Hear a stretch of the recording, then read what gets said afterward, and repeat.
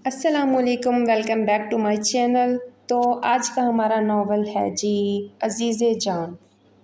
तो स्टार्ट करते हैं हम अपना नावल। प्लीज़ चैनल को सब्सक्राइब कर लीजिए। एटलीस्ट 100 सब्सक्राइबर तो पूरे करवा दो जालिम लोगों। बहुत इंटरेस्टिंग और बहुत अच्छा नावल है और आई होप कि आप लोगों को पसंद आ रहा होगा अब तक के एपिसोड जो भी हैं। चलें जी, मैं स्टार्ट करती हूँ अपना नावल।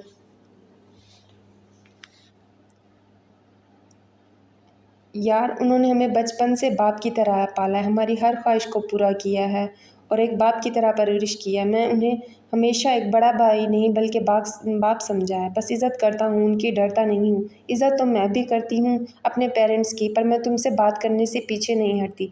बल्कि तुम अपने भाई को बता क्यों नहीं देते कि तुम मुझसे शादी करना चाहते हो? पहले हमारी पढ़ाई तो कंप्लीट हो जाए, उसके बाद ही बात करूँगा। तुम कभी भी अपने भाई से मेरे बारे में बात नहीं करोगे क्योंकि तुम एक बुज़दिल इंसान हो। तुम मोहब्बत का दावा तो कर सकते हो पर निभा नहीं सकते हो।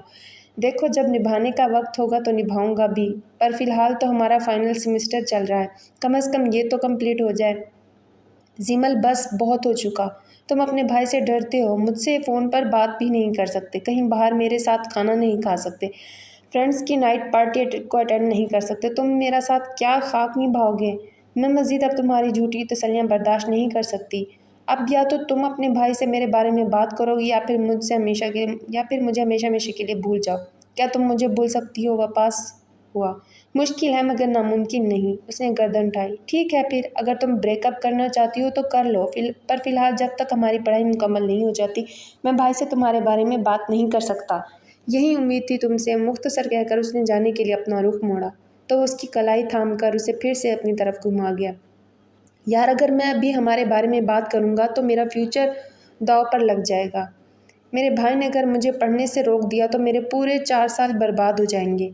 प्लीज़ समझने की कोशिश करो यार, अभी ये मुनासिब नहीं है। उसने प्यार से समझाना चाहा।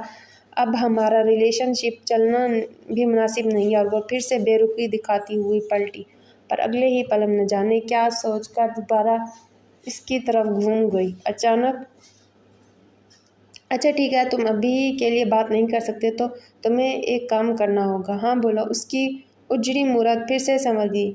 आज रात सवेरा के घर पार्टी, अगर तुम आज रात इस पार्टी में आ गए तो ठीक, वरना मैं यही समझूंगी कि तुम ज़िंदगी के किसी भी मामले में मेरा साथ नहीं दे सकते या मेरी खातिर नहीं लड़ सकते।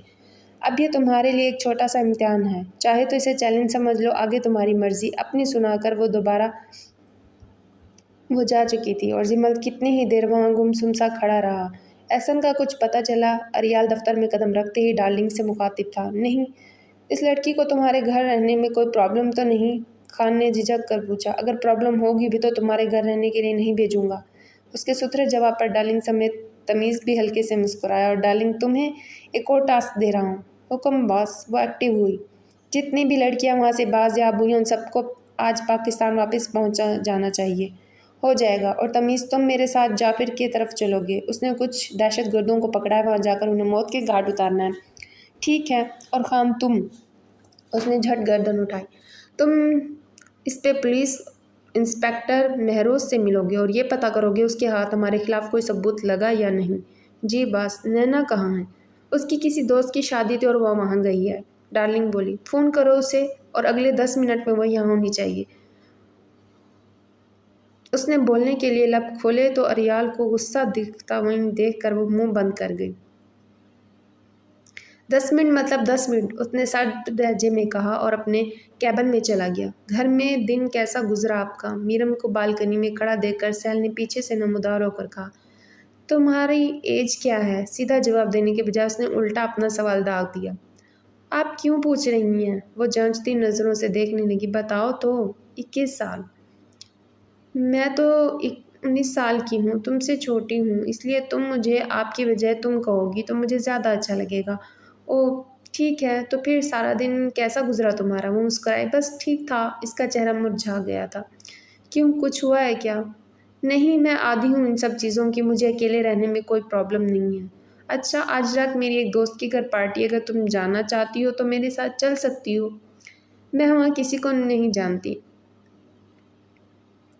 फिर मैं वहाँ तो उल्टा बोरी हो जाऊंगी। अरे नहीं होगी, बल्कि तुम साथ जाओगी तो एंजॉय करोगी, मगर मेरे पास तो पहनने के लिए अच्छे कपड़े भी नहीं हैं। मीरम ने मज़ीद अफसुर्दगी से कहा। कोई बात नहीं, तुम मेरे किसी ड्रेस में से ड्रेस पहन लेना। थैंक यू, वह हाथ थाम कर बोली।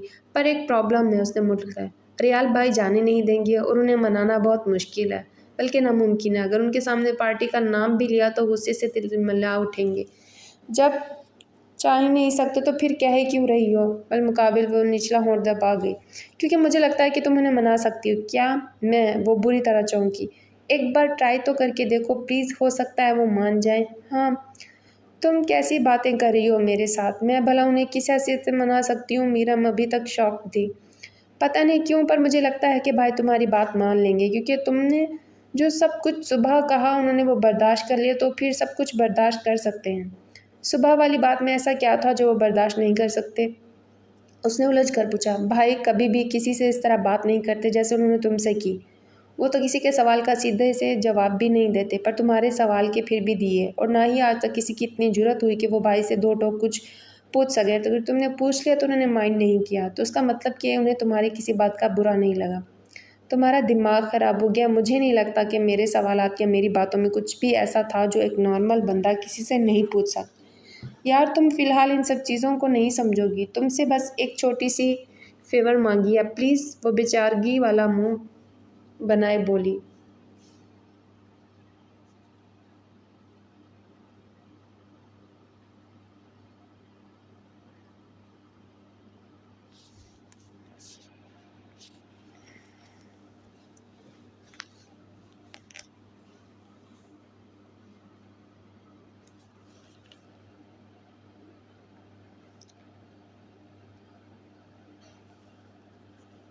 मैं फॉर्मली पूछ लूँगी, पर ये मनाना वनाना मुझे नहीं आता। और तुमने सुना नहीं था क्या कि तुम्हारे भाई ने सुबह क्या कहा था? उन्होंने साफ कहा था कि मेरा और इनका रुकने मनाने का कोई सीन ही नहीं है। फिर मेरा मनाना कैसा? तुम भाई की बातों को प्लीज़ सीरियस मत लो। मुझे पता है कि तुम ये कैसे कर सकती हो। ट्राई करोगी, पर वादा नहीं करती। हाँ हाँ ठीक है।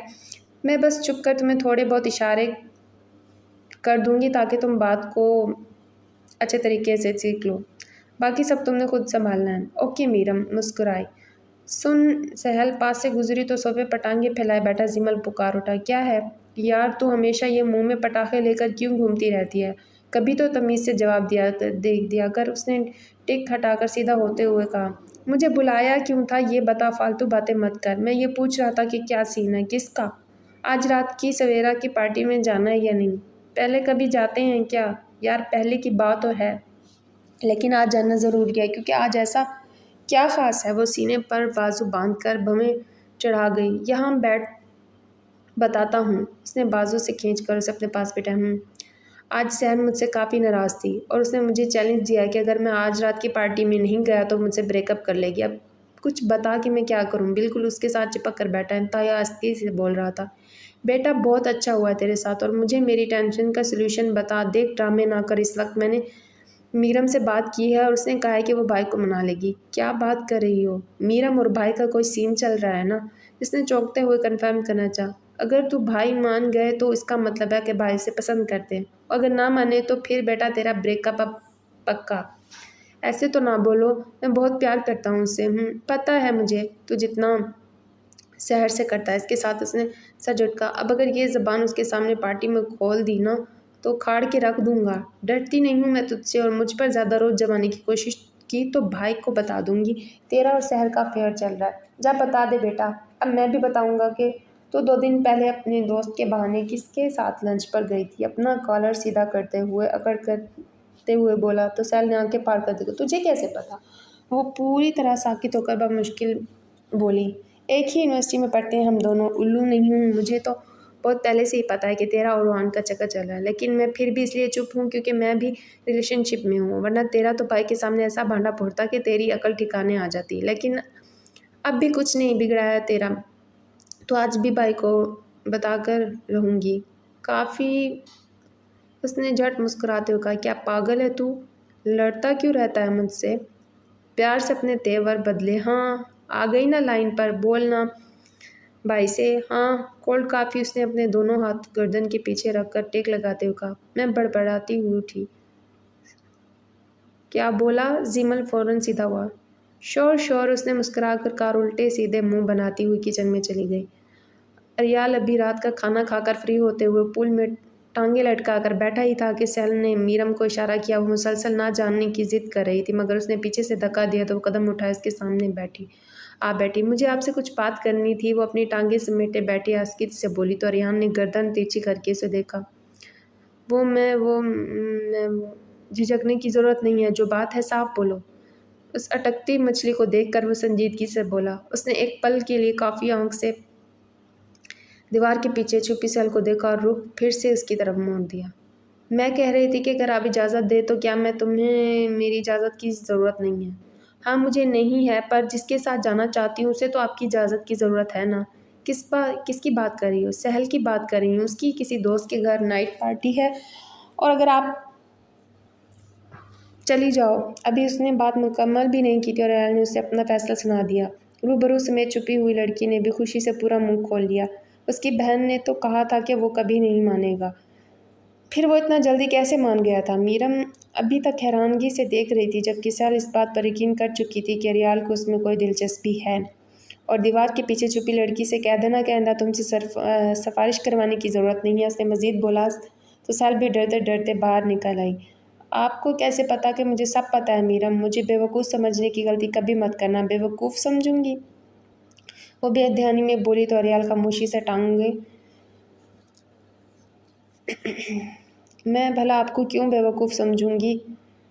वो ध्यान में बोली तो अरियाल खामोशी से टांगे बांधने से बाहर निकाल कर अंदर चला गया। सैल ने खुशी से चिल्लाने लगाई। मुझे तो यकीन ही नहीं हो रहा कि भाई मान गया, और वो भी तुम्हारे एक कहने पर ही। इतनी आसानी से बात मानकर भाई ने ये साबित कर दिया कि तुमसे प्यार करते हैं। उसने जो तुम्हारी मुंह में आया वो कह दिया। उसके लफ्ज़ों पर मीरम को झटका सा लगा। ये क्या कह रही हो तुम? वो पूरी तरह से मुझे दिखाई दी।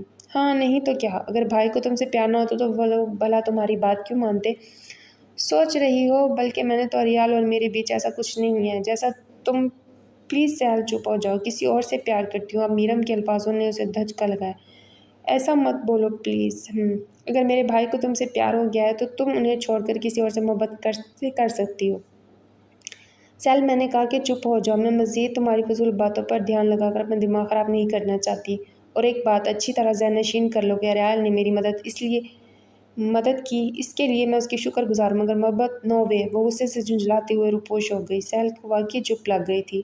अरियाल को अगर कभी किसी से मोहब्बत हुई भी थी तो वो किसी और को चाहती थी। ये सोचकर उसकी बहन कितनी ही देर शॉक्ड रही। मीरम सैल के साथ न्यू ब्लू चमचमाती शर्ट के साथ टाइट पजामा पहने अपने लंबे खुले बालों के साथ जो उसकी पूरी कमर पर लह रहे थे चलकर कमरे से बाहर निकलती, मोबाइल में मगन अरियाल की लाउंज से उठकर कमरे में जाते हुए उस पर नज़र पड़ी। उसके कदम खुद ब खुद वहीं रुक गए और निगाहों ने उसके खूबसूरत चेहरे का अहाता कर लिया। वो हंसती हुई उसकी बहन के साथ जाना बशाना घर से बाहर निकलती दिखाई दी।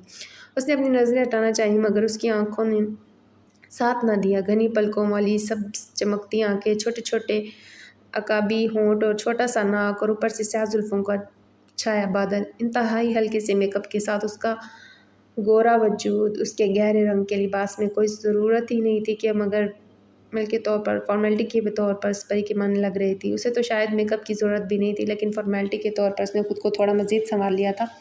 आज पहली बार उसके दिल की धड़कनों में खलल पैदा हुआ और उसे यह एहसास हुआ था कि उसके सीने में वाकई दिल है। अचानक उसे नैन मीरम के बरीना बाजू पर जाकर टिक गए।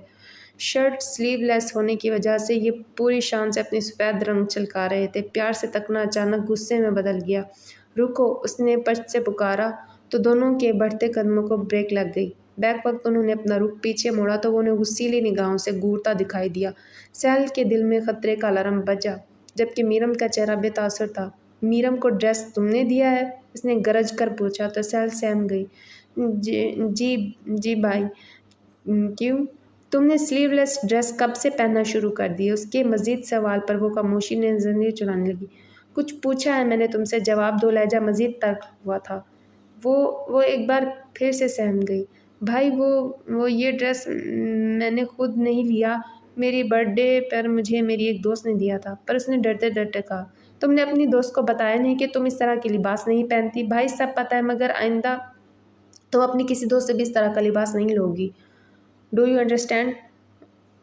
जी भाई, वो झट बोली। तुम नहीं पहन सकती तो क्या हुआ, मैं तो पहन सकती हूँ। मीरम ने कहा तो रियाल ने आईब्रो चढ़ा लिए। हाँ तो ये शर्ट तुम ले लो, वैसे भी तुम पर बहुत सूट कर रहा है ये ड्रेस। सहल के मुस्कुरा कर कहने पर अब वो चेहरा इसकी तरफ कर गया। नहीं अरियाल, फंकारा तो दोनों निशस्त रह गया। इसे कोई और ड्रेस दे दो, अगर नहीं है तो अभी जाकर खरीद लो। अपनी सुनाकर उसने जाने के लिए रुख मोड़ा तो मीरम की आवाज़ पर पाँव वहीं टिक गए। क्यों? मुझे ये ड्रेस अच्छा लग रहा है और मैं यही पहनूंगी। मीरम की हिम्मत पर सहल भी हैरान रह गई। ये मेरा घर है मीरम सुल्तान, और जब तक तुम इस घर में हो तुम्हें वही करना होगा जो मैं कहूँगा। अपनी नाक फुलाते हुए उसने उसके चेहरे पर झलक रिश्ताल से कहा, आपने कहा था कि मैं मेहमान हूँ, तो फिर अपने गुलामों की तरह ट्रीट क्यों कर रहे हैं? मेरे पास इतना वक्त नहीं है कि मैं तुम्हारे बेतुके सवालों का जवाब दूँ। जो कहा है वहीं करो। एक बार दोबारा वो अपना फैसला मुसलत करके घूमा तो मीरम भाग कर उसके सामने हो गई। मैं यही ड्रेस पहनूंगी, वो डंके की चोट पर बोली। अरियाल का मन चाह के उसकी खाल उधेड़ दे, मगर बेसुध। आज पहली बार वो खुद को बड़ी मुश्किल से रोके हुए था। सहल इसे पिछाड़ कर वो अपनी पुश्त पर खड़ी बहन से मुखातिब हुआ तो वो फौरन उसके सामने हो गई। जी भाई, अगर तुम्हारी दोस्त ये ड्रेस पहन कर पार्टी में जाना चाहती है तो तुम इस पार्टी में नहीं जा सकती। मरता क्या ना करता, मीरम पर हुक्म चलाने का वो हक नहीं रखता था, और उसके अलावा उसे कोई और ऑप्शन नज़र नहीं आ रहा था। वो जानता था कि इसका फैसला ज़रूर मीरम को इसके फैसले से पीछे हटा देगा, पर भाई, उसने बोलना चाह पर वो जा चुका था। वो परेशानी से मीरम को देखने लगी, जो मुंह खोले अरियाल को जाता देख रही थी।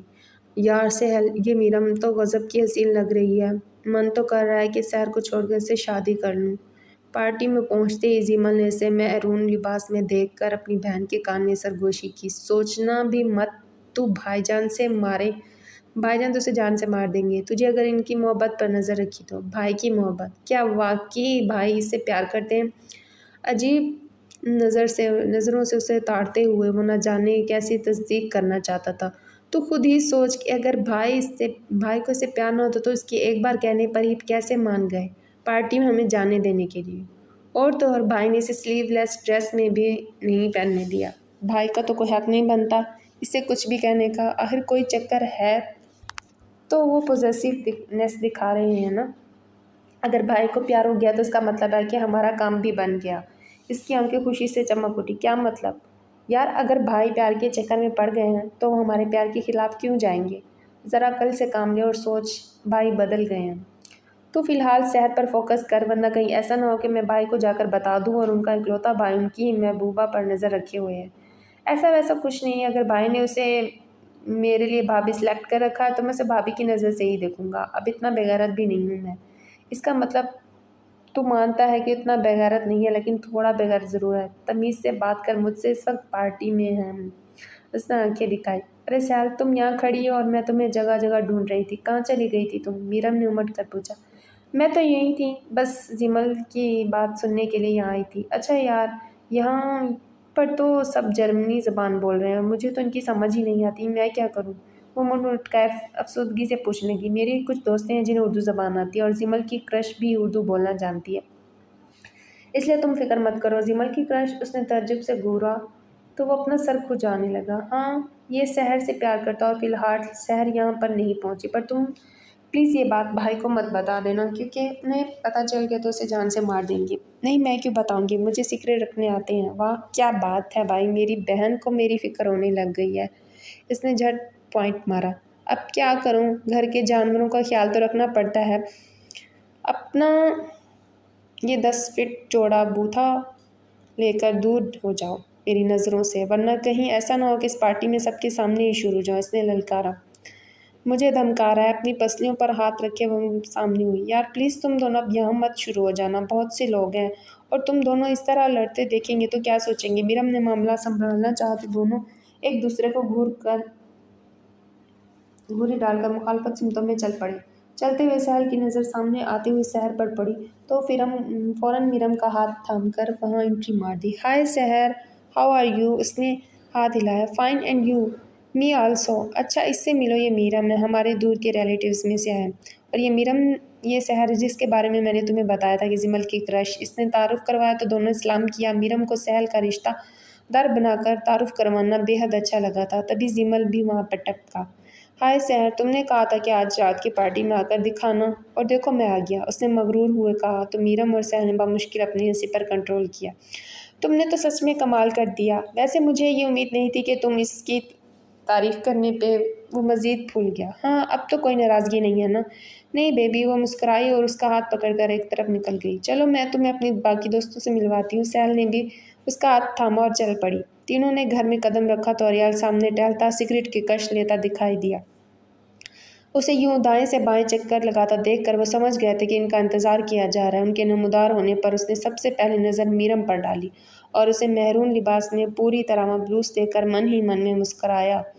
होठों पर हंसी तो शायद उसकी कभी उमड़ी ही नहीं थी। उसकी निगाह डालने पर उसके दोनों बहन भाई खामोशी से कमरे में जाते दिखाई दिए। उसने भी अपने रूम की तरफ डग भर दिए। मीरम भी उसके पीछे ही आई थी। उसने ज़रा झुककर टेबल पर पड़ी अपनी फाइल उठाई और जैसे ही वापस मुड़ा तो वो बिल्कुल उसके रूबरू खड़ी थी। दोनों टकराते हुए बामुश्किल बचे थे। उसने हैरानगी से मुकाबिल को देखा जो सीने पर बाजू बांधे बड़े मुतमईन होकर उसे घूर रही थी। उसने सिगरेट के आखिरी हिस्से को अपने शूज़ के नीचे रख कर कुचल दिया। तुम इस वक्त मेरे रूम में क्या कर रही हो? लहजा संजीदगी से भरपूर था। क्या आप मुझसे प्यार करते हैं? नाकाबिले तवक्को उसके अचानक सवाल ने उसे बुरी तरह चौंकने पर मजबूर कर दिया। क्या कहा तुमने? वह शर्मिंदा होकर तेवरी चढ़ा गया। मुझसे प्यार करते हैं? उसके दोबारा दोहराने पर वो नागवारगी से नजरें फेरता।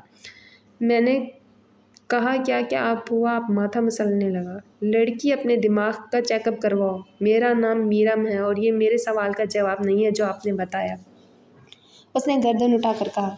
जवाब चाहिए? वो करीब होकर निगाहें उसके गोल मटोल चेहरे पर गाड़ गया। उसने चुपचाप गर्दन को नीचे हिलाया। तो फिर सुनो मीरम, पूरी तरह तवज्जो। तुम बहुत प्यारी हो, लेकिन अरियाल पाशा कभी किसी से मोहब्बत नहीं कर सकता। वो नज़रें मिलाए मुखातिब था। उसने अपने सीने पर बांधे बाजू खोल लिए। और ये जो तुम्हारे दिमाग में उल्टे सीधे ख्यालात आते हैं ना, उनको निकाल कर फेंक दो, तुम्हारे लिए अच्छा रहेगा। वैसे भी तुम तो ऑलरेडी ही किसी और से मोहब्बत करती हो, तो फिर मुझसे ये सवाल क्यों? लहजा अभी भी तनाव से भरपूर था। आपकी हरकतों से मुझे लगता है तुम्हारे कहने पर मैंने अपने भाई बहन को पार्टी में जाने की इजाज़त क्या दे दी? तुम्हें लगा मैं तुमसे मोहब्बत हो गई है? सो चीप मिस मीरम सुल्तान। अपने भाई और बहन को पार्टी में जाने की इजाज़त मैंने तुम्हारी मोहब्बत में नहीं बल्कि तुम्हारा एहतराम करके दी, क्योंकि तुम इस घर में चंद दिन की मेहमान हो और मैं मेहमानों की बहुत इज़्ज़त करता हूँ। अगर तुम्हारे जहन में कहीं भी ये सोच है कि मुझे तुमसे मोहब्बत है तो इसको निकाल कर बाहर फेंक दो। प्यार और मोहब्बत का लफ्ज़ अरियाल पाशा के लिए नहीं बना। बेधड़क अपनी सुनाता हुआ और वो बालकनी की तरफ मुड़ा, लेकिन अगले ही पल फिर से रुख मोड़ गया। और आइंदा अगर मुझसे इस किस्म के चीप सवालात किए तो मैं बर्दाश्त नहीं करूँगा। एक मज़ीद तल्ख़ जुमला और फिर वो मंज़र से गायब था। उसका जवाब सुनकर मीरम खुद से ही शर्म महसूस करने लगी। फिर अपना सर पीट कर वो उसके कमरे से निकल गई। टाइगर, मैंने उसे जानबूझकर नहीं मारा था, वो गलती से कत्ल हो गया था, मेरा यकीन करो। आज एक और बेबस और मुजरिम शख्स अरियाल के सामने बैठा रहम की अपील कर रहा था, मगर शायद जानता नहीं था कि उसका किसके साथ सामना हुआ है। एक ऐसा बेरहम डैम मौजूद है जो कभी किसी पर रहम नहीं करता। बात तुम्हारी सफाई पेश कर रहे हो, यकीन तो मैं अपने और खुदा के सिवा किसी पर भी नहीं करता। तुमने कत्ल किया है या नहीं, क्या तो तुम्हारे रोने या गिड़गिड़ाने से मुझे रत्ती बराबर भी फर्क नहीं पड़ने वाला। तुमने कत्ल जानबूझकर किया या अनजाने में, कत्ल तो हुआ है, वो भी एक भोले भाले गरीब शख्स के बेटे का। अगर तुमने अनजाने में कत्ल हुआ तो तुम्हें इस चीज़ का पछतावा था तो तुम उसके घर वालों को डरा धमका कर माफ़ीनामे पर साइन करवाने की ज़रूरत नहीं थी। तुम्हें लगा कि गरीब शख्स के बेटे को मारकर तुम बड़ी आसानी से सज़ा से बच सकोगे, तो ये तुम्हारी भूल है शमशीर। तुमने अदालत को बेवकूफ़ बना दिया, लेकिन टाइगर को नहीं बना पाओगे।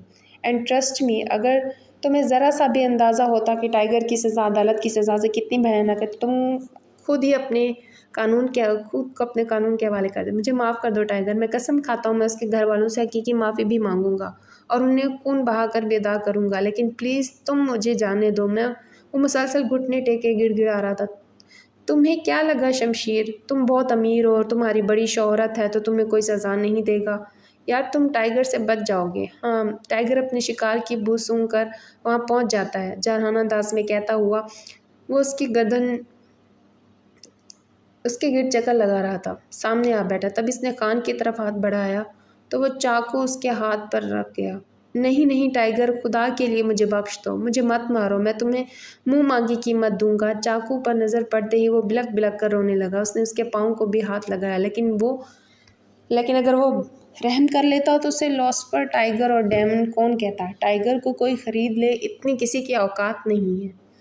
उसने रूबरू की नम आँखों में अपनी सर्द आंखें गाड़ कर कहा और अगले 1 मिनट में उसकी आंसुओं से तर गर्दन पर छुरी चला दी। डार्लिंग ने उसे लम्हे तरस खाने वाली नज़रों से तमीज़ को देखा जो पुरसुकून खड़ा था, मानो वो भी आदी हो इस चीज़ का। उसे मौत की गोद में उतार कर उसने चाकू पर लगे खून को देखा। ना जाने क्यों तमीज़ ये खून बहाने में मुझे बहुत मज़ा आता है। उसके अल्फाज को सुनकर नैना ने हरासा निगाहों से ताड़ा और अपनी जूती से टक टक की आवाज़ पैदा करती हुई चली गई। आज बर्लिन में बारिश हुई थी और बादल अभी भी आसमान पर चारों जानिब छाए हुए थे। अरियाल गाड़ी से उतरा तो अचानक बादल एक बार फिर जोर से गरजे और पूरी शान से बरसने लगे। वो भागकर अंदर पहुंचा, मगर एक ही नज़र लॉन में नंगे पांव घास पर बाजू फैलाए घूमती मीरम पर पड़ी तो वह दीवाना वार उसे तकने लगा। लबों पर मुस्कुराहट के लिए वो बारिश से पूरी तरह लुत्फानंदोज हो रही थी। उसका इंतहाई गोरा वजूद ग्रे रंग की शलवार कमीज में लिपटा पूरा भीग कर पानी टपका रहा था। रियाल को खुद भी पता नहीं चला कि वो कितनी देर उसका दीदार करता रहा था। आज एक कदरे लंबे अरसे के बाद पहली बार उसके होठों पर ज़रा सी मुस्कुराहट उभरी। सहल ने राहदारी से गुजरते हुए अपने भाई को बाहर की जानिब निगाह टिकाए पाया तो उसका ताकुब करती हुई खामोशी से पीछे खड़ी हो गई। अरियाल को मुस्कुरा कर उसका मुखड़ा तकते हुए वो बड़े ताज्जुब से घूर रही थी। भाई, उसने उसके चेहरे के सामने अचानक चुटकी बजाई तो उसके हवास दोबारा बहाल हुए। हाँ, वो बेसाख्ता बोला। आप मीरम को देख रहे थे? नहीं, मैं देख रहा था कि इतनी बारिश में खड़ी है तो उसे सर्दी लग जाएगी, बीमार हो जाएगी। जाकर अपने भाई को पहली बार यूं झिझकता देखकर वो एक बार फिर हैरान में डूबती चली गई। खड़ी, मेरा मुंह क्या देख रही हो? जाकर उसे अंदर लेकर आओ, उसने सख्ती से कहा तो वो पीठ पकड़ गई। मीरम, तुम यहाँ बारिश में क्या कर रही हो? चलो अंदर चलते हैं। इसने हाथ पकड़कर खींचा मगर वो उसके हाथ को फिर से वापस से अपनी तरफ खींच गई। नहीं यार, मुझे बारिश में भीगने का बहुत शौक और तुम्हें मेरे लिए परेशान होने की ज़रूरत नहीं है। तुम सुकून से अंदर जाओ, मैं तुम्हारे